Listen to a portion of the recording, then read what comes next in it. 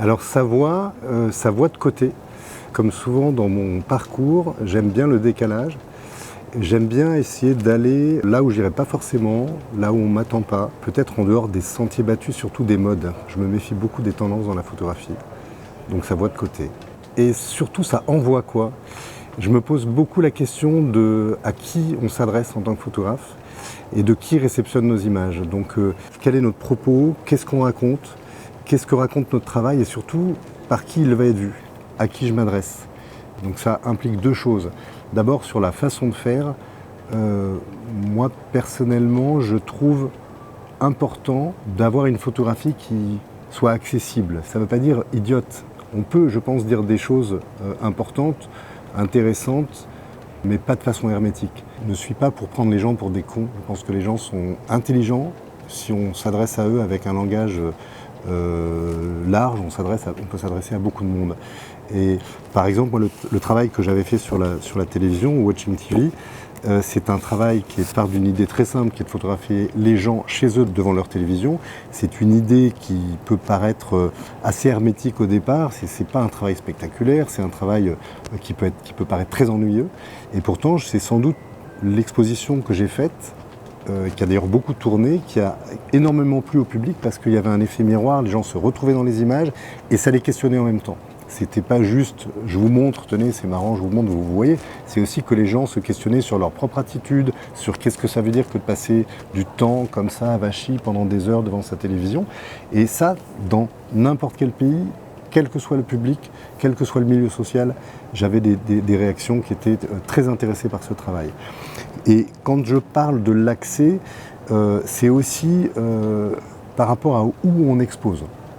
C'est évident que si on expose dans certains lieux, il y a des gens qui n'iront pas dans ces lieux-là. Je prends là l'exemple de l'Inde. Quand j'ai exposé ce travail donc, qui a été fait en Inde et quand je l'ai exposé en Inde, c'était dans le cadre d'un festival photo indien. Et moi, j'ai demandé à ce que l'expo soit en extérieur parce que je savais qu'en Inde, si elle était en intérieur, dans un musée ou dans une galerie, il y a 80% de la population qui ne passerait pas le pas de la porte, qui ne s'autoriserait pas à passer le pas de la porte. Donc je l'ai volontairement faite dehors, dans un parc, et donc énormément de gens ont pu avoir accès aux photos, se sont reconnus dans des personnages qui font partie de ce travail, et ont pu se voir à travers les personnages qui sont dedans.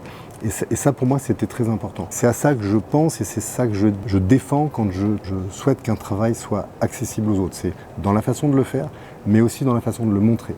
J'ai aussi envie de dire que ça voit de garage.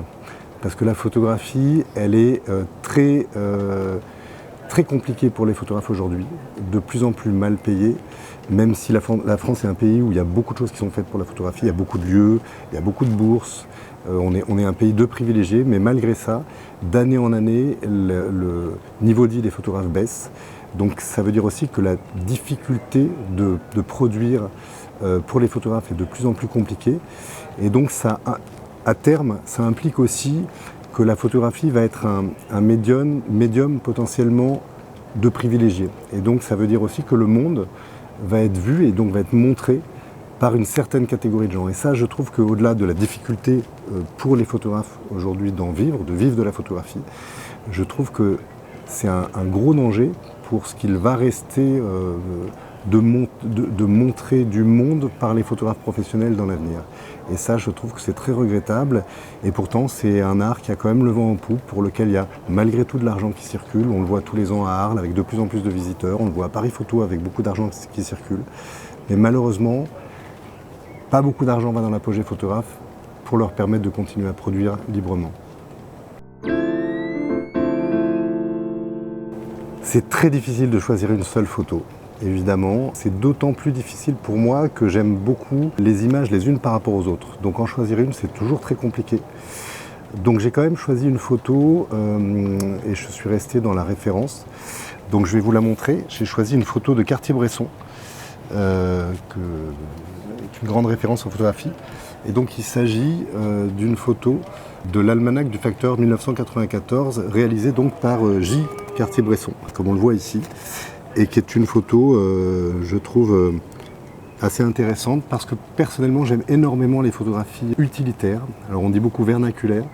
Je trouve que ce sont des photographies qui racontent beaucoup de de nos époques, qui racontent beaucoup de notre monde, qui n'ont pas toujours des intentions volontairement documentaires, mais qui sont pour moi des documents essentiels. Ma grande réflexion souvent, c'est de me dire que ce qu'il restera de notre époque de plus intéressant sera peut-être plutôt du côté de la photographie utilitaire, amateur ou vernaculaire que finalement de la photographie professionnelle qui est très influencée par les modes, par l'évolution de la photographie, par la technologie, par plein de choses qui parfois la rendent peut-être moins objective que ce type de photographie encore une fois utilitaire. Quand j'ai reçu le prix Niepce, c'était en 2017.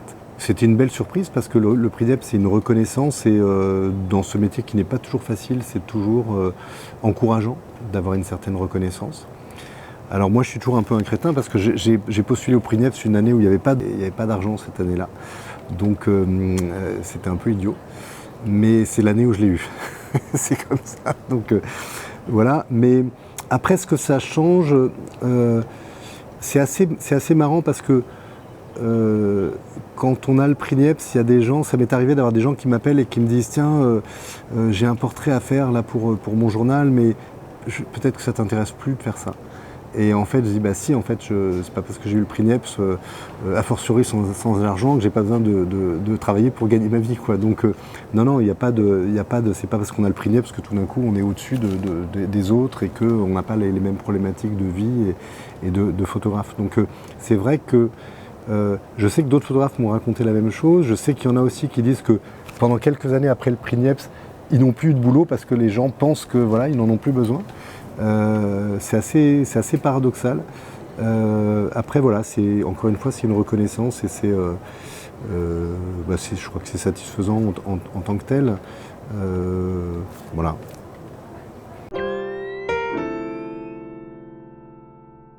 Par rapport à la photographie elle-même, il y a quelque chose moi que je constate, c'est que on est en tant que photographe, on fait une photographie qui est liée à l'époque dans laquelle elle est faite, et notamment pour des raisons économiques et technologiques. Moi, je fais partie d'une génération de photographes qui est née globalement avec la presse. On était plutôt photoreporter ou en tout cas photographe de presse, parce que c'est là où il y avait l'économie. On vivait de la presse, on travaillait pour des quotidiens, des magazines, et donc notre photographie avait une forme qui correspondait à ça. Aujourd'hui, l'économie s'est déplacée beaucoup plus vers la galerie, la photographie devient beaucoup plus un art, et les photographes se revendiquent beaucoup plus comme artistes. Ma génération ne se revendique pas trop comme artiste, on se revendique comme photographe. Moi, je ne me considère pas comme un photoreporter du tout, je me considère comme un photographe au sens très large. Et j'aime bien ce sens très large parce qu'il ne m'enferme pas. Il me laisse très libre sur les différents types de photographie que je peux faire entre ces deux travaux, c'est très différent. Et la génération actuelle va beaucoup plus facilement se dire artiste. Parce que c'est ce qui permet aussi aux photographes aujourd'hui de vivre de leur photographie, c'est d'être reconnus comme artistes. Donc c'est de se diriger beaucoup plus vers les galeries, beaucoup plus vers les musées, et parce que l'économie aussi est là. Après, le danger de ça, c'est de savoir encore une fois à qui on s'adresse. Si on a une photographie qui s'adresse à des collectionneurs, donc une certaine catégorie de la population, qui peut devenir une photographie très hermétique, très esthétique aussi, pour ne pas dire décorative, c'est aussi un danger. C'est-à-dire que moi je trouve important de savoir qui va voir nos photos. Si c'est juste quelques collectionneurs qui vont nous les acheter très cher et qui vont nous permettre de vivre, pourquoi pas? Mais si c'est que ça, pour moi c'est un problème. Ça veut dire qu'en fait on fait la photo que pour une catégorie de gens très restreinte, très privilégiée. Et surtout, le danger, c'est de la faire pour eux, donc de transformer sa photographie pour eux. Donc, quand je disais tout à l'heure que je voulais que j'apprécie quand la photographie est accessible, ça ne veut pas dire de transformer sa photographie pour qu'elle soit populaire, mais c'est de garder en tête de comment on photographie et pour qui on le fait et où est-ce qu'on la monte pour qu'elle soit vue par le public qu'on aimerait avoir en fait. Moi j'aime bien quand le public est large, j'aime bien quand il touche des gens différents, de pays différents, de milieux sociaux différents. J'aime cette idée-là. C'est vrai que le travail que j'avais fait avec Matt Jacob dans les années 90 sur l'école à travers le monde, c'est un travail qui a été fait dans de nombreux pays, qui a été exposé à l'étranger. C'est un travail qui touche à l'école, donc qui touche à quelque chose là aussi que tout le monde connaît, avec une vision qui est plus classique, qu'on a fait dans les années 90, donc en noir et blanc, avec une photographie peut-être plus classique que les autres travaux que j'ai pu faire par la suite, mais qui est aussi quelque chose qui va interpeller les gens, mais avec un regard qui est le nôtre, un regard subjectif qui est pas juste on va faire des belles photos d'école. Tout ce travail, c'est un questionnement sur l'école, sur l'éducation, sur est-ce que l'école est un moyen de nous donner le bagage intellectuel qui va nous permettre d'être autonomes, plus libres, ou est-ce que c'est aussi une façon de nous conditionner dans un certain mode de pensée. Donc c'est deux questions à la fois, et je pense que l'école est les deux à la fois, et va être tirée d'un côté ou de l'autre selon les professeurs, selon les écoles, selon les pays. Mais ça nous a intéressé, avec ce questionnement, d'aller observer les différents types d'écoles, de pédagogie qu'il pouvait y avoir dans différents pays et dans différentes cultures à travers le monde. D'une façon générale, je travaille sur des sujets, surtout sur mes projets au long cours, comme ceux qui ont fait l'objet d'un livre. Je travaille sur des choses qui me questionnent et qui généralement me préoccupent depuis pas mal d'années.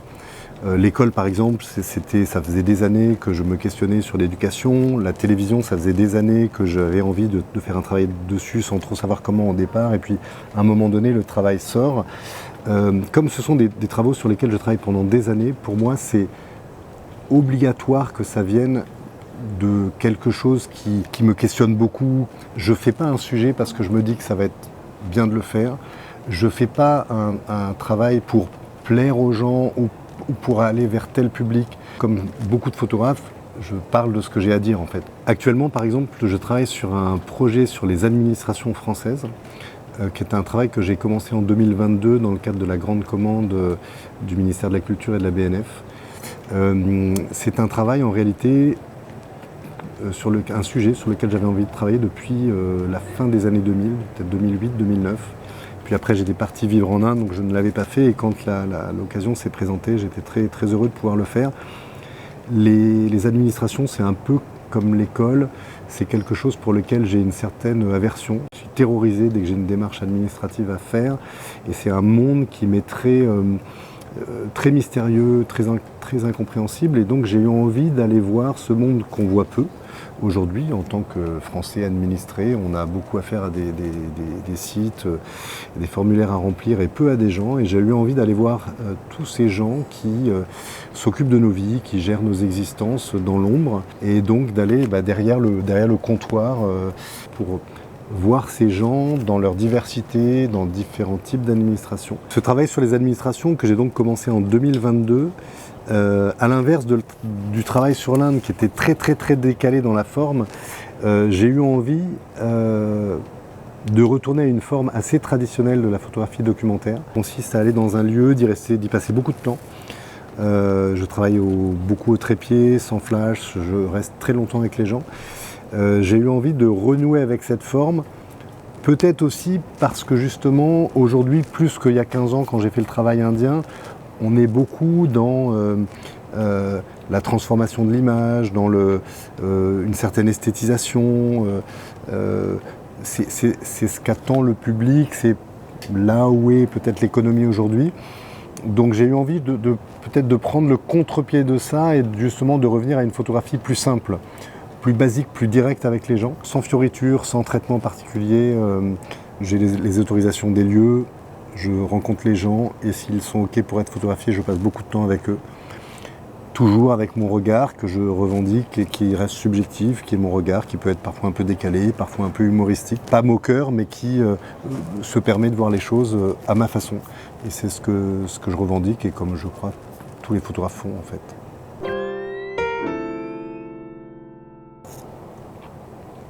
Alors, est-ce que j'ai quelque chose d'inavouable en photographie ? En fait, ce qui est marrant, c'est que j'adore faire des pas de côté, j'adore tordre le cou à la photographie à des moments. Je m'intéresse beaucoup à la photographie vernaculaire, utilitaire. J'ai fait en tant que commissaire toute une exposition sur le selfie par exemple, qui m'a passionné, parce que j'adore... ça énerve certains photographes, mais je m'intéresse parfois plus à une photographie voilà, comme celle de Cartier-Bresson que je montrais tout à l'heure. Je m'intéresse parfois plus à ça qu'à un super boulot de photographe grandiose. Mais paradoxalement, je suis assez... je peux être très monomaniaque sur certaines choses et par exemple, je triche pas, sauf quand c'est un jeu comme celui-là, mais j'aime bien rester assez direct, assez, j'allais dire honnête, c'est un peu prétentieux de dire ça, mais je suis un peu vieille école sur certains trucs, tout en étant sur d'autres plus décalés par rapport à ce qui peut se faire à des moments en photographie. Donc voilà, je suis parfois un peu vieux et parfois un peu jeune fougueux. Alors l'autoportrait, c'est quelque chose qui m'a accompagné un temps. En fait, c'est plus le fait de m'avoir moi-même comme matériau en permanence et sans emmerder personne. Je ne suis pas obligé de demander à quelqu'un. Je m'utilise comme je veux, je fais ce que je veux avec moi-même. C'est plus dans ce sens-là que j'utilise l'autoportrait que pour utiliser ma personne en fait. Dans ce travail, c'est les autres que je montre, c'est pas moi-même.